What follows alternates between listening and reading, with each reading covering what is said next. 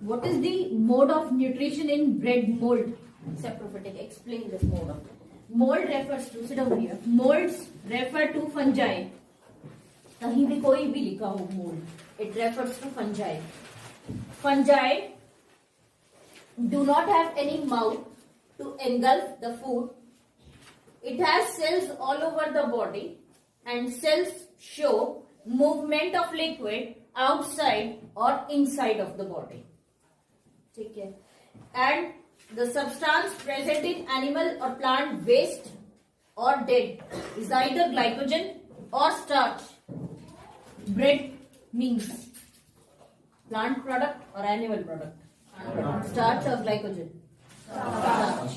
Bread has starch present in it. The fungi growing over bread releases the chemical which breaks starch of the bread into glucose. Bread is not completely a solid substance. It has slight water, लेकिन इतना नहीं होता कि starch को break करके glucose में बदल के घोल ले अपने अंदर. पानी तो होता ही नहीं ब्रेड के अंदर. फिर पानी कहाँ से आया? पानी आता है हवा से. हवा में जब मॉइस्चर होता है बारिश के मौसम में, तभी उगती है फंजाई. आपको बारिश के मौसम में ही ब्रेड पे फंगस नजर आएगी. सर्दियों में फंगस नजर नहीं आएगी, गर्मियों में फंगस नजर नहीं आएगी. ये ग्रो कर रही है, इसका मतलब इसको कहीं से वाटर मिल रहा है. पानी की जरूरत फंजाई को क्यों है? क्योंकि कोई भी चीज इसकी बॉडी में जो जा रही है वो किसके थ्रू जा रही है? Water. Water is obtained from the humid air. Starch is obtained from the bread. Starch breaks down into glucose by the chemical released from the bread mold. Glucose dissolves in the water that is absorbed from air. And the glucose moves via the process of osmosis inside the body of fungi. This is a scientific name. Anika क्या रह गया इस scientific name में? मैंने क्या fault? Scientific name में first word capital underline. Rhizobium is a bacteria. Harshita ये bacteria कहाँ मिलता है? Leguminous plants. नाइट्रोजन फिक्स करता है लेग्यूमिनस प्लांट्स में. कितने बच्चों को पता थी ये बात? वैसे एकदम प्रॉम्प्ट याद नहीं आता. लेग्यूमिनस प्लांट्स की रूट्स में प्रेजेंट होती है rhizobium. Rhizobium bacteria is found in the root nodules. ये प्लांट से खाना ले लेता है और बदले में नाइट्रोजन हवा से लेके ऐसी चीज में बदल देता है जो प्लांट एब्जॉर्ब कर सकता है. हवा से नाइट्रोजन नहीं ले सकता था प्लांट, लेकिन ये उसको ऐसी फॉर्म में बदल देता है कि प्लांट को नाइट्रोजन मिलनी शुरू हो जाती है और बदले में इसको क्या मिल रहा होता है? फूड. ठीक है. क्या मैं इसको पैरासिटिक मोड, या आपने कल 3-4 मोड्स पढ़े. पहला ऑटोट्रॉफिक जिसमें कोई खाना खुद बनाता है. दूसरा हेटेरोट्रॉफिक जिसमें दूसरे पे डिपेंडेंट होता है. दूसरे से फूड ऑब्टेन करने के 3 तरीके. पहला सैप्रोफिटिक मतलब डेड से और बाहर बॉडी के डाइजेस्ट करके फिर ग्लूकोज एब्जॉर्ब करेगा बॉडी में. होलोजोइक एब्जॉर्ब कर लेगा बॉडी में. माउथ है खाने के लिए. लायन है, डियर है, बियर है, सबके पास माउथ प्रेजेंट है. सीधा सीधा फूड कंज्यूम कर लेंगे. फूड में मिलता है इनको स्टार्च और स्टार्च को ब्रेक डाउन करके ये किस में बदल देंगे? ग्लूकोज. इसके अलावा पैरासाइट डायरेक्टली दूसरी बॉडी से क्या कंज्यूम कर रहा होता है? ग्लूकोज. सीधा सीधा लेता है. ठीक है. अभी राइजोबियम प्लांट की जाइलम से और फ्लोएम से सीधा कनेक्शन सेट करता है. मतलब ये क्या एब्जॉर्ब कर रहा होता है? सीधा ग्लूकोज. कौन सी मोड? पैरासाइटिक. लेकिन इस पैरासिटिक मोड में प्लांट को नुकसान नहीं हुआ. प्लांट को थोड़ा बहुत फूड तो देना पड़ा, बदले में उसको क्या मिल गया? Nitrogen. It helps plant to absorb nitrogen. इस टाइप की एसोसिएशन को हम कहते हैं सिम्बियोटिक एसोसिएशन, जिसमें 2 ऑर्गेनिज्म एक दूसरे को बेनिफिट भी कर रहे हैं और दोनों एक दूसरे से बेनिफिट ले रहे हैं, दोनों को हार्म नहीं कर रहे हैं. मैं इसको प्योर पैरासिटिक भी नहीं कह सकती. हालांकि पैरासिटिक है, फूड ये ले रहा है, लेकिन बदले में प्लांट को कुछ प्रोवाइड भी कर रहा है. तो हम इस एसोसिएशन को स्टार लगा के लिखेंगे that it is an exception. Although it should have a parasitic mode of nutrition, लेकिन फिर भी हम इसका मोड ऑफ न्यूट्रिशन क्या लिखते हैं? Symbiotic. We do have symbiotic association in our body. हमारी बॉडी में एक बैक्टीरिया मिलता है, E coli. Intestine of human body harbors one bacteria. The bacteria is called E. coli bacteria, Escherichia coli. ये bacteria भी एक तरह से एज अ पैरासाइट हमारी बॉडी में था जब स्टार्टिंग में कभी गया था, आज से कई हजारों साल पहले जब ये ह्यूमन बॉडी में फर्स्ट टाइम आया तो एज अ पैरासाइट आया। अब बाय बर्थ ये हर ह्यूमन बॉडी में होता है, ठीक है। ग्लूकोज तो लेता है, इंटेस्टाइन में ग्लूकोज ही आ रहा होता है, डाइजेस्ट होके ब्रेक होके ग्लूकोज उसको सीधा सीधा मिलता है। एक तरह से पैरासिटिक मोड ऑफ न्यूट्रिशन है, लेकिन पैरासाइट होता है दूसरे से खाना लेना और उसको नुकसान पहुंचाना। ये नुकसान नहीं पहुंचा रहा होता, ये हमें विटामिन के एब्जॉर्ब करके देता है। हमारे खाने में से विटामिन के एब्जॉर्ब करने की पावर हमारे अंदर नहीं है, खाने में से के निकाल के ये हमें देता है। बदले में फूड तो ले लेता है, लेकिन हमें बेनिफिट भी कर रहा है।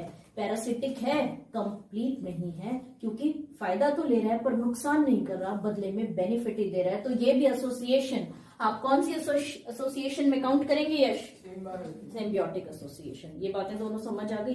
Polar bear, Riva, polar bear, what kind of mode of nutrition do polar bear have? Either they eat plant, few bear are having vegetarian diet, few have non-vegetarian diet, plant consume करें या animal, जिनका भी mouth होगा they eat the food directly followed by breakdown। तो followed by breakdown होगा तो mode of nutrition कौन सा हो जाएगा इसका? Holozoic mode of nutrition, ठीक है। एप्पल प्लांट ऑटोट्रॉफिक में कौन सा? Algae, which kind of nutrition do? Autotrophic में they prepare their own food, food prepare करने के लिए इनके पास कौन सा सब्सटेंस प्रेजेंट होता है?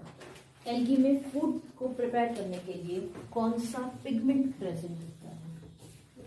कैरोटीनॉइड्स।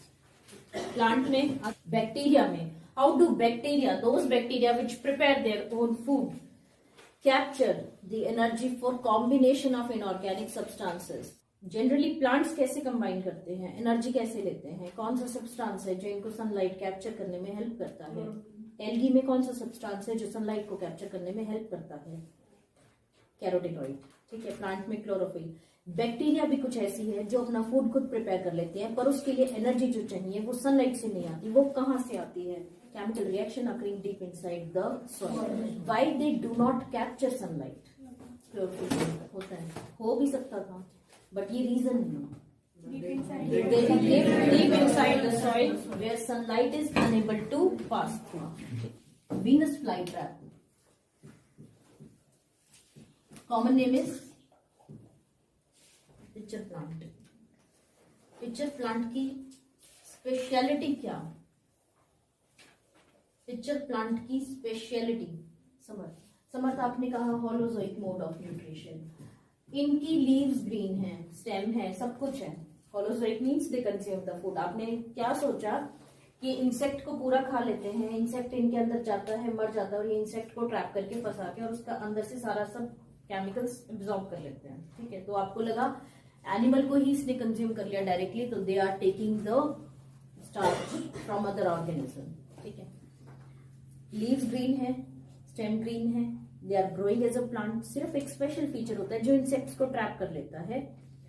इनका मोड ऑफ न्यूट्रिशन ऑटोट्रॉफिक है, main mode of nutrition autotrophic. Glucose इनका ऑटोट्रॉफिक है, लेकिन नाइट्रोजन की सप्लाई को कंप्लीट करने के लिए इंसेक्ट्स को खाते हैं, इंसेक्ट्स में से सिर्फ नाइट्रोजन निकालते हैं ये। तो this is a supplementary mode of nutrition, this is not the mode of nutrition. कभी अगर आपके में आ जाता है question, how do insectivorous plant या what is the mode of nutrition in an insectivorous plant, तो इंसेक्टिवोरस प्लांट में तो आप सीधा सीधा क्या सोच के आंसर कर दोगे? इंसेक्टिवोरस है, इंसेक्ट्स को खाता है, तो होलोजोइक। पहला आंसर जाता है होलोजोइक। यही एमसीक्यूज में मिस्टेक होती है। Holozoic is the supplementary mode. Samarth आपको क्लियर हुआ कहाँ क्या समझाना चाह रही? मेन मोड ऑफ न्यूट्रिशन कौन सा हुआ इसका? Autotrophic. Supplementary mode of nutrition कौन सा हुआ इसका? होलोजोइक। सप्लीमेंट्री मोड में ये किसकी कमी को पूरा करते हैं?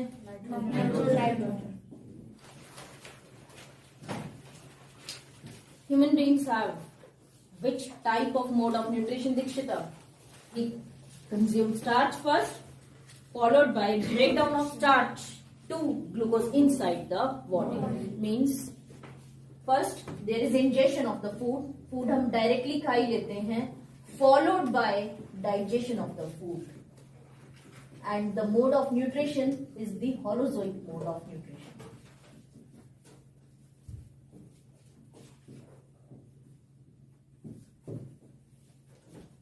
हमने न्यूट्रिएंट्स 5 पढ़े थे, डिटेल में हम एक को ही पढ़ रहे हैं. Carbohydrates they provide energy. सब ग्लूकोज ही होता है. ये ग्लूकोज की चेंजेस, ग्लूकोज की कॉम्बिनेशन से अलग अलग सब्सटेंस बनता है.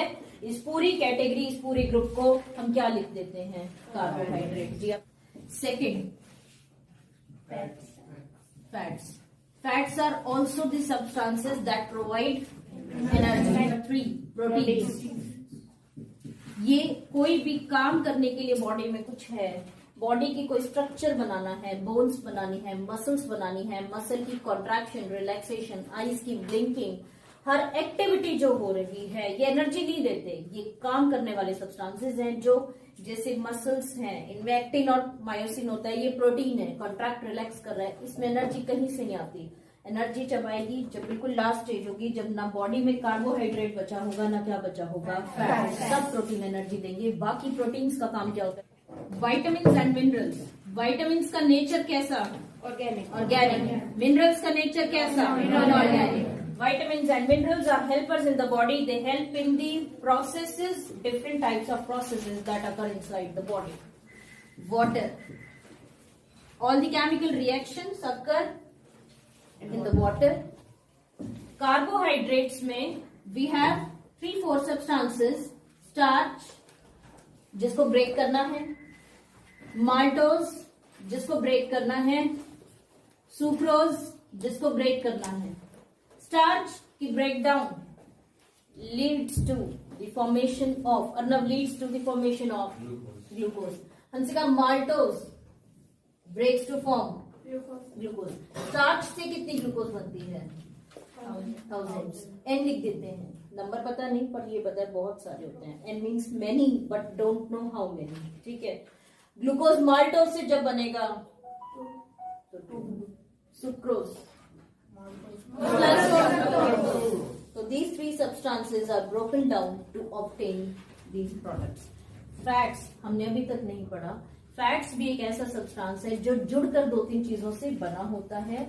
ये स्टोरेज प्रोडक्ट है. हमारी बॉडी में पहले इसको तोड़ा जाता है, टूटकर ही ये ब्लड में पहुंचेगा, ब्लड से पूरी बॉडी में जाएगा, फिर जो दोबारा ज्वाइन करके बन जाएगा. पर बॉडी की हर सेल को चीजें तोड़ कर दी जाती हैं, क्योंकि पूरी ट्रांसपोर्ट होना और एब्जॉर्ब होना इम्पॉसिबल होता है. ठीक है. तो fats breaks into fatty acids and glycerol. Fats break into fatty acid and glycerol. Proteins जैसे ग्लूकोज से स्टार्च, ऐसे ही proteins are made up of multiple number of amino acids. Amino acids छोटी छोटी सब्सटेंसेस होती है, बहुत सारी जुड़ जाती है, तब ये बदल जाती है बड़े स्ट्रक्चर में, और उस बड़े स्ट्रक्चर को हम क्या कहते हैं? प्रोटीन. ठीक है. अमीनो एसिड्स में नाइट्रोजन प्रेजेंट होता है. अमोनिया वर्ड से आता है अमीन. अमोनिया में क्या प्रेजेंट होती है? नाइट्रोजन. जो हम बार बार कहते हैं ना, प्लांट को नाइट्रोजन चाहिए, ह्यूमन बींग्स को नाइट्रोजन चाहिए, और हवा से हम ले नहीं पा रहे, तो वो नाइट्रोजन हमें प्रोटीन्स बनाने के लिए चाहिए. फैटी एसिड्स, फैट्स और कार्बोहाइड्रेट्स में नाइट्रोजन प्रेजेंट नहीं होता है. ठीक है. विटामिन्स एंड मिनरल्स को तोड़ा नहीं जाता, युग का यूं एब्जॉर्ब किया जाता है. हमारी बॉडी सारे विटामिन मिनरल ले लेगा, सिर्फ कौन सा नहीं एब्जॉर्ब हो पाता? कौन सा विटामिन है जो हम एब्जॉर्ब नहीं कर सकते, हमें कोई और एब्जॉर्ब करके देता है? विटामिन के. और कौन एब्जॉर्ब करके? इकोली. कहाँ प्रेजेंट होती है? Vitamins and minerals do not need to be broken. They are directly absorbed by the body. Water is also directly absorbed from the food into the body. पानी गया, पानी ब्लड में सीधा सीधा ऑस्मोसिस से चला जाता है, ब्लड पूरी बॉडी में उसको ट्रांसपोर्ट कर देता है. जितना चाहिए उतना सेल्स ले लेते हैं, जितना एक्स्ट्रा वाटर कंज्यूम करते हो वो किडनी के थ्रू फिल्टर होकर रिमूव हो जाता है बॉडी से.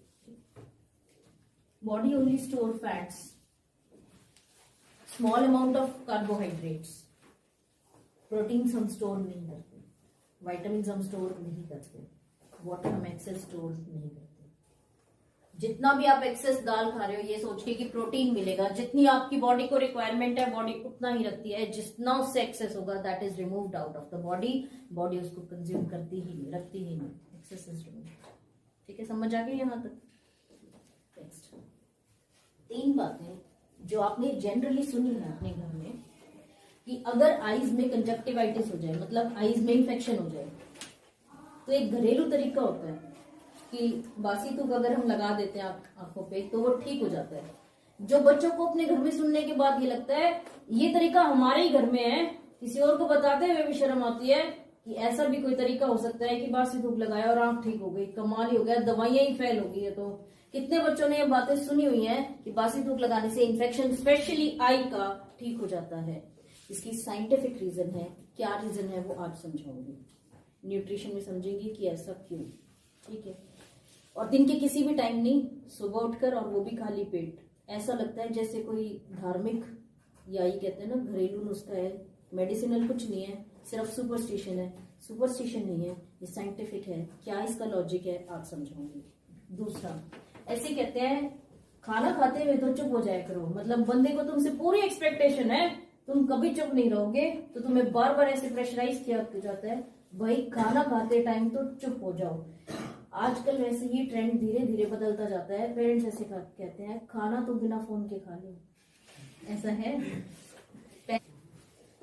ह्यूमन डाइजेस्टिव सिस्टम मैं बनाऊंगी पार्ट्स, कोई पार्ट कभी बनाया कोई कभी, लेकिन 3 डायमेंशनल स्ट्रक्चर होता है, ट्यूब्स और पाइप्स एक दूसरे के ऊपर ओवरलैप होती है, कुछ दिखे कुछ नहीं दिखे, लेकिन जब मेरे को आपको समझाना है तो उनको 2 डायमेंशनल में क्लैरिटी से दिखाने के लिए साइड बाय साइड दिखानी पड़ेगी। तो मैं जो डायग्राम बनाऊंगी वो एक्सप्लेनेशन के लिए बनाऊंगी, लेकिन आपको अगर स्पेशली आ जाता है draw the diagram of digestive system, तो आपने सुंदरता से बनाना है, एक्सप्लेनेशन के हिसाब से नहीं बनाना है।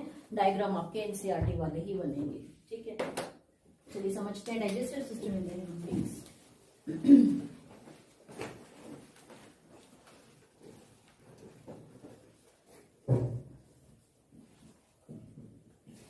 Mouth and nose. बोलना और खाना 2 ही काम है हमारे, सांस लेना भी भूल जाते हैं जब हम फोन देख रहे होते हैं। ठीक है, तो basically mouth is wider than nose, और डॉग्स में नोज की सेंसेस ज्यादा डेवलप होती हैं, तो nose is wider than mouth. ठीक है, nose and mouth when as soon as the food is digested you will use now 4 color pen, 1 to draw, pencil draw करने के लिए यूज कर सकते हैं, 1 लेबल करने के लिए, और एक साथ साथ हम उसके फंक्शंस लिखते जाएंगे कि कहाँ कैसे फंक्शंस वो परफॉर्म करता है। The food in the neck obtains secretions from the 3 pair of saliva gland. 3 pair means total कितने हो गए?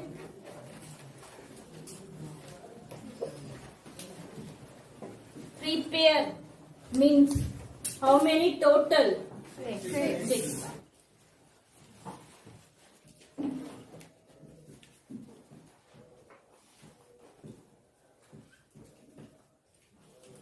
These 6 salivary glands releases chemicals, और इन केमिकल का जो कॉम्बिनेशन कंप्लीट होता है, बहुत सारे तरह के केमिकल्स रिलीज करते हैं, और जो लिक्विड रिलीज हुआ, फ्लूइड इनमें से रिलीज हुआ, that fluid released by salivary glands is called saliva.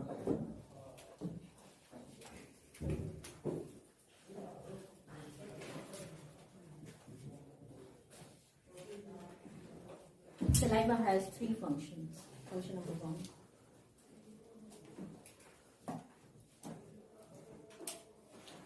It releases an enzyme. हम वर्ड यूज करेंगे एंजाइम। मतलब क्या है इसका? हमारी बॉडी में स्टार्च टूटकर ग्लूकोज बनना, ये आप कहते हो बायोलॉजिकल प्रोसेस है, केमिस्ट्री कहते हैं रिएक्शन है।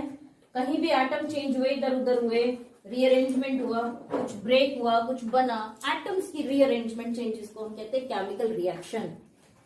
स्टार्च में ग्लूकोज बहुत सारे अलग हो गए, this is a type of chemical reaction.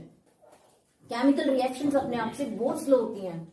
एक लोहा अपने आप जंग नहीं लगता लोहे के अंदर, लेकिन अगर बारिश के पानी में रख दिया जाए तो आपको 3-4-5 दिन के अंदर फील होगा कि ये खराब हो गया, कि इसमें क्या लग गई, जंग। Rain water acts as a catalyst, जिसको आप केमिकल लैंग्वेज में कैटलिस्ट कहते हैं, उसको नॉर्मल लैंग्वेज में एंजाइम कहा जाता है, बायोलॉजिकल टर्म्स में उसको एंजाइम कहा जाता है। एंजाइम का काम क्या, वही कैटलिस्ट वाला। कैटलिस्ट बॉडी के बाहर रिएक्शंस को स्पीड अप करता है, एंजाइम बॉडी के अंदर रिएक्शंस को स्पीड अप करता है। 5 ही तरह के केमिकल मिलने हैं बॉडी में, carbohydrates, fats, proteins, vitamins, minerals and water. उनमें से ये जो एंजाइम लिख रही हूं मैं, जो काम कर रहा है, स्पीड अप कर रहा है, उसको क्या कहूं, कौन सा नेचर होगा उसका, कौन से टाइप का न्यूट्रिएंट होगा, ये कौन सा न्यूट्रिएंट है जो काम करता है, protein. Actin myosin protein contract relax करता है, उसको एंजाइम नहीं कहेंगे। जो प्रोटीन स्पेशली रिएक्शन को स्पीड अप कर रहा है, उस प्रोटीन का नाम क्या दिया जाता है, एंजाइम। है तो ये प्रोटीन ही, पर ये प्रोटीन काम क्या कर रहा है, रिया, स्पीड्स अप द रिएक्शन। ठीक है। The first enzyme that is released during the process of digestion in saliva is called salivary amylase.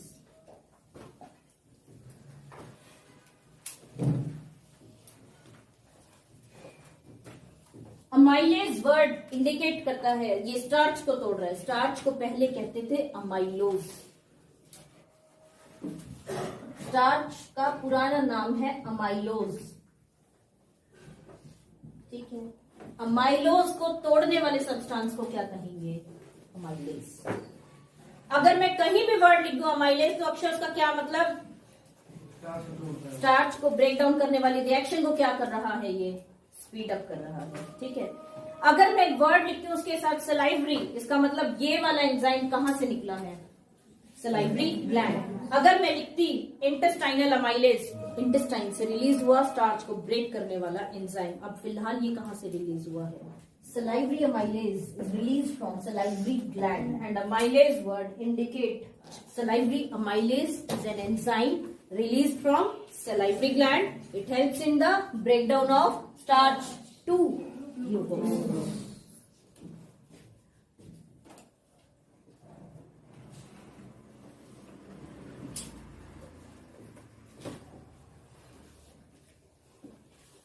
इसकी एक ड्रॉबैक है, ये एसिड मीडियम में काम नहीं करता।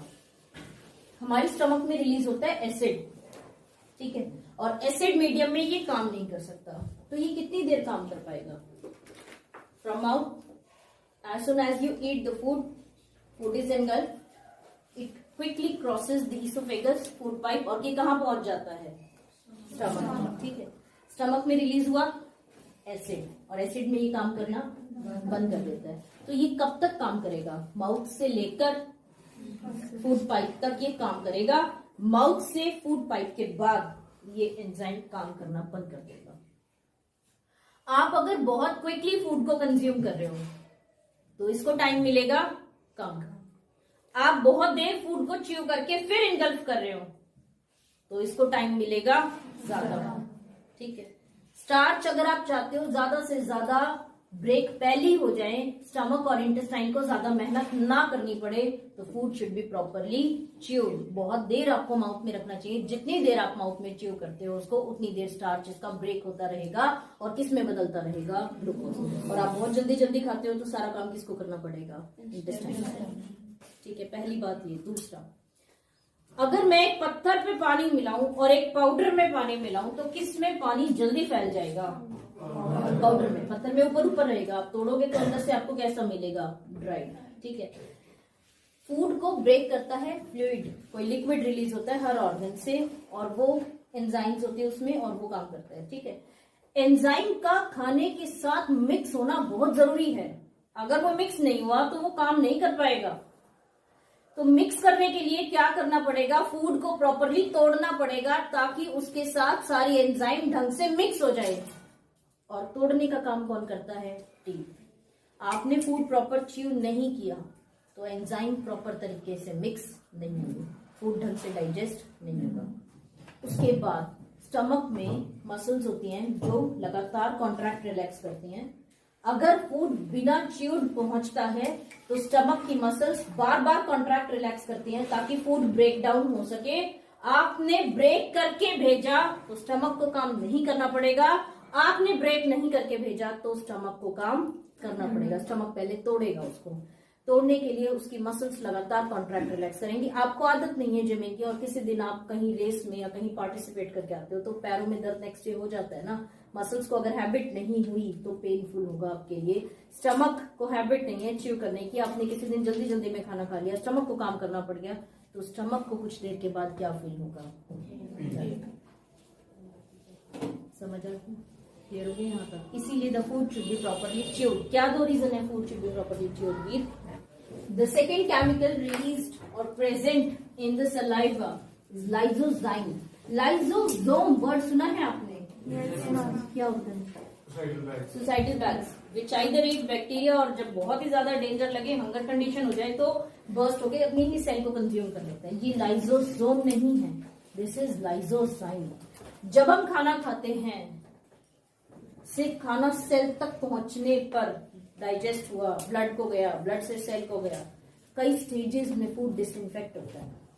ठीक है, हम बहुत हाइजीन कंडीशन में भी फूड खाते हैं तो भी फूड इन्फेक्टेड होता है कई बार। वो कई स्टेजेस पर बार बार स्टमक, इंटेस्टाइन, बॉडी का digestive system, immune system food को डिसइंफेक्ट करते हैं ताकि कोई किसी तरह का जर्म हमारी बॉडी में नहीं पहुंच जाए।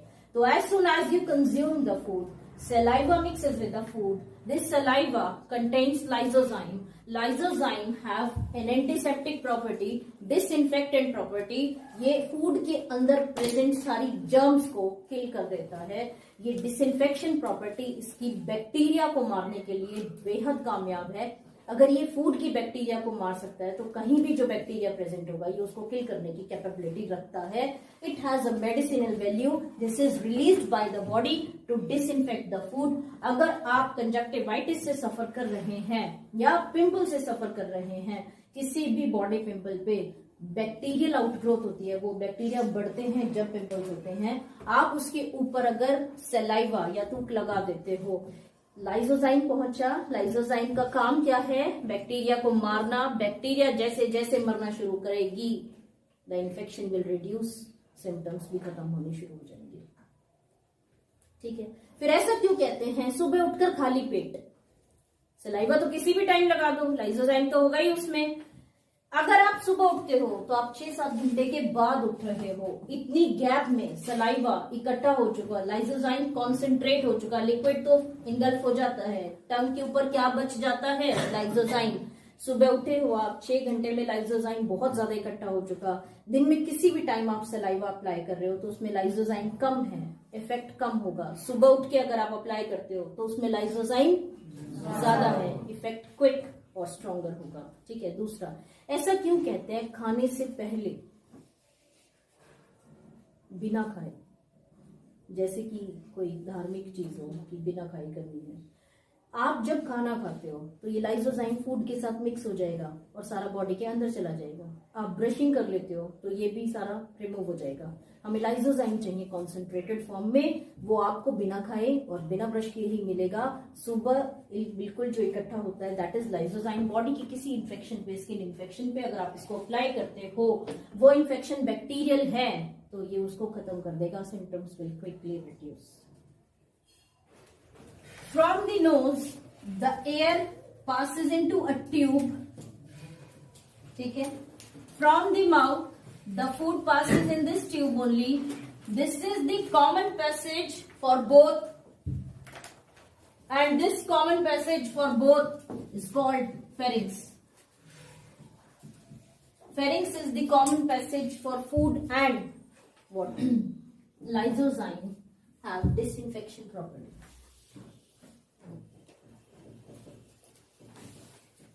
अच्छा, एक काम और है सलाइवा का, मैं भूल गई। It moistures the food, food को गीला करता है, wets the food which helps in easy engulfing. हम किसी पाउडर को इनगल्फ नहीं कर सकते, टैबलेट्स को इनगल्फ करना थोड़ा डिफिकल्ट होता है, हमें वाटर चाहिए इनगल्फ करने के लिए। तो वाटर या वेट और the moist states help in engulfing the food properly. Now from pharynx, अब इसके बाद मैं जो डायग्राम बनाऊंगी वो 2 ट्यूब्स जो ऐसे हैं, मैं इस तरह से शो करूंगी, पर आपको एग्जाम में ऐसे शो नहीं करना, मुझे तो एक्सप्लेनेशन के लिए दोनों ट्यूब्स दिखानी पड़ेंगी। तो आपने जो डायग्राम एग्जाम में बनाना है वो प्रॉपर तरीके से बनाना है। मैं यहाँ एक्सप्लेनेशन पॉइंट ऑफ व्यू से जो चीजें हिडन होती है या जो चीजें कवर्ड होती हैं, जो चीजें नॉर्मली नजर नहीं आती फ्रंट व्यू में, वो भी मुझे दिखानी पड़ती हैं। तो आप इस तरह के डायग्राम्स को नहीं बनाएंगे। Now pharynx leads to 2 different routes, one for the food, specially for the food, that is called esophagus. Food pipe में ही जाना चाहिए, वेंट पाइप में ही जाना चाहिए। सांस लेने का काम पूरे 24 घंटे, हर सेकंड में कई बार सांस ले रहे हैं हम, ठीक है। फूड हम कभी कभी कंज्यूम करते हैं दिन में, हर टाइम फूड कंज्यूम नहीं करते, ठीक है। वेंट पाइप की अंदर एयर बैग्स होते हैं, अगर उसमें गलती से भी कोई हल्की सी डस्ट, बैक्टीरिया या कुछ भी एक माइक्रोस्कोपिक जो हमें नजर नहीं आ रहा ऐसा भी पार्टिकल पहुंच जाए, तो ये क्विकली रिस्पॉन्ड करता है और कफ रिलीज करता है, जिसको म्यूकस कहते हैं साइंटिफिक टर्म में, उससे बैग्स भर जाती है। आपको ऐसा लगता है कफ की वजह से सांस नहीं आ रही, कभी आपने ऐसा फील भी किया होगा कि नोज ब्लॉक हो गई या कफ की वजह से आपको ब्रीदिंग प्रॉब्लम हो रही है। तो जब कफ भर जाता है तो एयर के लिए स्पेस नहीं बचती और एयर का इनहेलेशन और एक्सहेलेशन मुश्किल हो जाता है। अगर गलती से फूड पार्टिकल फूड पाइप में जाने के बजाय वेंट पाइप में आ जाए, तो जैसे ही यहां आया तो नीचे जाएगा और नीचे जाती वेंट पाइप ब्लॉक होते ही वेंट पाइप के अंदर एयर प्रोसेस बंद हो जाएगा, बिना सांस लिए 1 मिनट से ज्यादा कोई रह नहीं सकता, will lead to death instantly.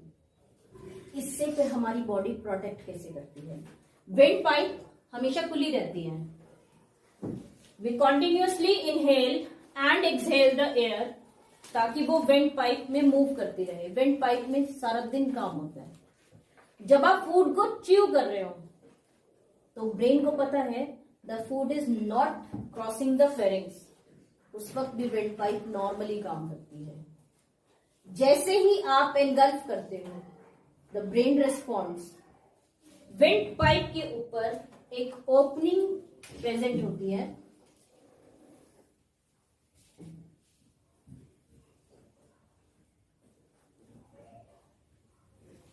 Went pipe की इस ओपनिंग को हम कहते हैं ग्लॉटिस, ठीक है।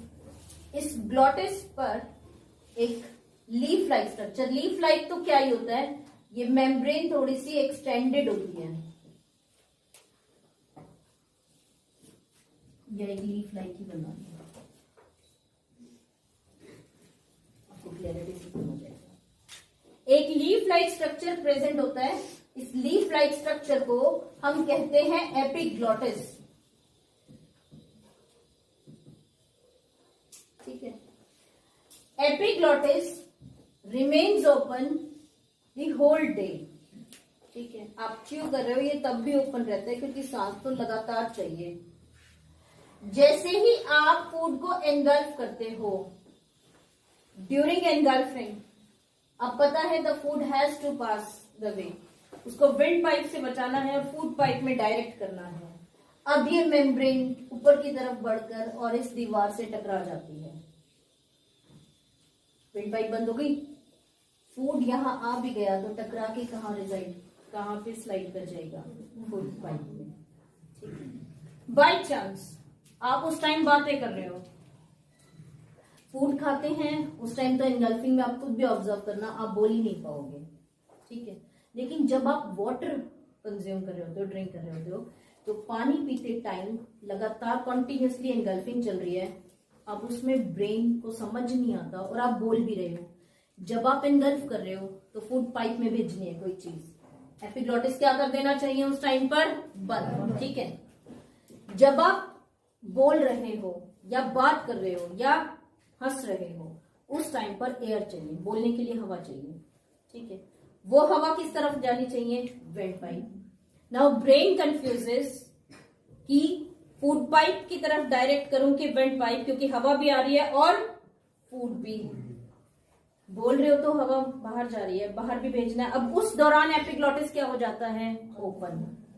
गलती से एपिग्लॉटिस ओपन हुआ और यहां पर फूड पार्टिकल या वाटर पार्टिकल टच कर गया, तो बॉडी रिस्पॉन्ड करती है, एक्टिवेट हो जाती है और बहुत तेजी से हवा को बाहर भेजती है। Air pressure shows outward direction. जब इतनी तेजी से खांसी उठती है तो हवा को बाहर अंदर लेना बंद कर देती है, क्योंकि अगर अंदर हवा आई तो फूड पार्टिकल तो जाएगा ही जाएगा अंदर। अब बॉडी अंदर हवा लेने के बजाय कहाँ भेजना शुरू करती है, बाहर फोर्सफुली। उसमें एयर की प्रेशर से ये फूड पार्टिकल कहाँ जाता है, बाहर। तुरंत गेट होता है बंद and the food and the water particle slides इन। अगर बहुत तेज या ज्यादा पानी अटैच हो गया तो आपने कभी देखा है खांसते हुए पानी नाक से भी बाहर आ जाता है, क्योंकि पानी को बहुत प्रेशर से बाहर फेंका जा रहा है कि गलती से भी किसके अंदर ना चली जाए, water pipe, food pipe, wind pipe में, सॉरी। अब वो विंड पाइप में ना जाए उसके लिए एयर प्रेशर इस तरह से डायरेक्ट करती है बॉडी। और अगर सपोज ये यहां तक टच कर गया फिर तो एयर पार्टिकल काम ही नहीं कर सकता, that will lead to instant death. जो न्यूबॉर्न बेबीज होते हैं दे क्राई अलॉट, ठीक है, खून पी लेते हैं रो रो के। अब वो बहुत ज्यादा रोते time wind pipe continuously active है, लगातार हवा चल रही है, और उस टाइम चुप कराने के लिए कभी कभार फीड करा देते हैं कि शायद भूख से रो रहा है, ठीक है, पता तो चलता नहीं। अब वो जैसे ही फीड कराया the baby is continuously crying. Crying means air passage and the food are given simultaneously. Epiglottis को पता नहीं चलेगा कवर करना है या नहीं।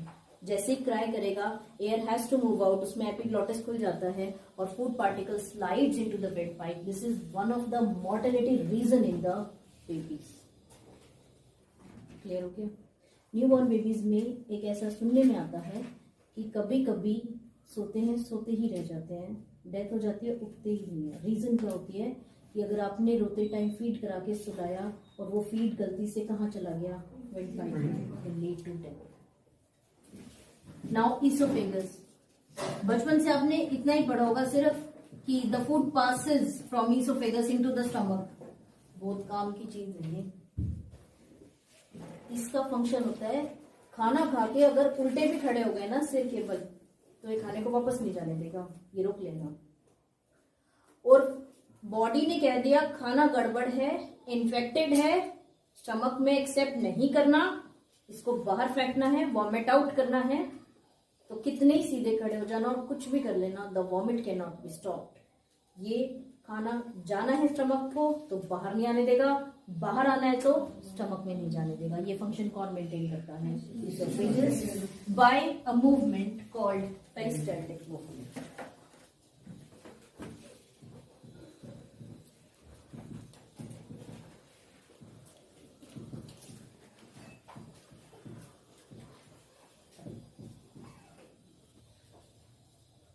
When the food enters into the esophagus, muscular structure है, मीन्स मसल्स हैं तो कॉन्ट्रैक्ट और रिलैक्स कर सकती हैं ये। As soon as the food enters the oesophagus, oesophagus में चेंजेस आते हैं। Oesophagus closes from the upper direction, ये इस तरह से दीवार हो जाती है। पाइप तो ऊपर है, यहां से बंद होगी, ठीक है, मतलब फूड कहाँ नहीं जा सकता, बाहर। और जब वो टॉम एंड जेरी देखा है, वो उसमें वो पाइप में चले जाते हैं, टॉम एंड जेरी की बॉडी पे जरा सा इफेक्ट नहीं आता, पाइप बदलता जाता है अपनी शेप। जहां जहां से टॉम एंड जेरी निकलते हैं वहां से पाइप भी क्या होता चला जाता है, चेंज। गाड़ी चली जाए ऊपर से बिल्कुल फ्लैट निकल आते हैं, 2 मिनट बाद फिर यूं की होते हैं। देखा है Tom and Jerry? When the food particle moves into the esophagus closes from the above. Food part एक तो क्लोज हो गया तो food particle can not move out, plus एक प्रेशर क्रिएट होता है फूड पे जो फूड को कहाँ पुल कर देता है, इन दी डाउनवर्ड। जैसे ही नीचे गया the oesophagus present here opens in the normal manner and the oesophagus here again wall क्या कर जाती है आपस में टच, जिससे कि क्लोज हो जाता है। Closing creates a pressure on the food, food कहाँ मूव कर जाता है, नीचे, वापस आ नहीं सकता और नीचे मूव कर जाता है। इस तरह से फूड को, अगर मेरे पास पाइप में कोई चीज फंस जाए तो हम इस तरह से उसको निकाल लेते हैं। इसी तरह से फूड कहाँ जाता है, नीचे, जिससे कि उसको वापस भी नहीं आना पड़ता, वापस भी नहीं आता और फिर कॉन्टिन्यूसली बॉडी में स्टमक की तरफ मूव करता रहता है। This type of movement is called peristaltic movement. Vomit out करना है, कोई फूड बहुत ज्यादा इन्फेक्टेड है या ठीक नहीं है तो स्टमक की दीवारें बंद हो जाती हैं, फूड कहाँ रहा, इसोफेगस में, फिर यही काम वो कहाँ से शुरू करता है, नीचे। The food, the whole substance moves in the upward direction. आप कहीं कहीं भी बैठे और वॉमिट की ऐसी सिचुएशन हो जाए, आप कंट्रोल ही नहीं कर पाओगे क्योंकि वो लगातार इसोफेगस ऊपर होके कहाँ पुल कर रही है उसको ऊपर। The only condition is you need to vomit it out, और कोई ऑप्शन ही नहीं होती। That is again due to the peristaltic movement present in the oesophagus. Clear है?